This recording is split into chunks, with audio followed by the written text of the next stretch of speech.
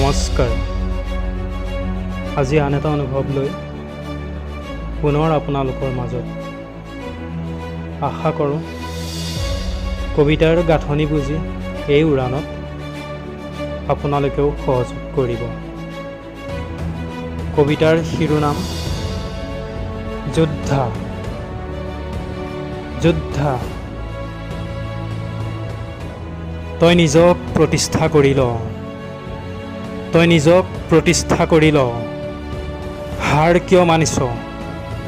তই সুবাস, তোৰ অট্টালিকা সাজ। তই উঠ, নিজৰ বাবে বঠাবা। তই বিভীষিকা, তোৰ বলিদান দে। একুৰা জুই নহৈ চাকিৰ দৰে জ্বলন্ত প্ৰাণ দে।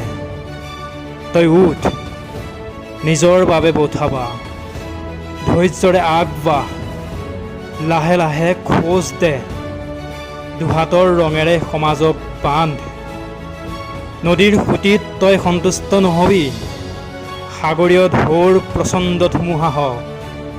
তই উঠ, নিজৰ বাবে বঠাবা।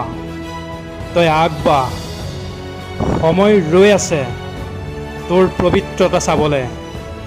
হতাশ নহবি, তই উঠ, নিজৰ বাবে বঠাবা। তই আগবাঢ়, পাপীক পৰীক্ষা আৰু নিদিবি। এই মায়াৰ জাল গুচাই নিজৰ সতে যুঁজ। তই উঠ, নিজৰ বাবে বঠাবা। তই নিজক চা, দুহাত দুভৰিৰে তই সুস্থ। এয়াই তোৰ প্ৰধান অস্ত্ৰ।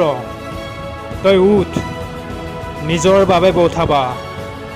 তই আগবাঢ়, তই নিজেই এটা নক্ষত্ৰ। লোভ মোহ চব এৰ আৰু ক্ৰোধৰ অগ্নি জ্বলা। সফলতাৰ বুলন্দিত যাহ যা। এয়াই তোৰ সৰ্বোচ্চ বলিদান। তই উঠ, নিজৰ বাবে বঠাবা। তই আগবাঢ়। ধন্যবাদ।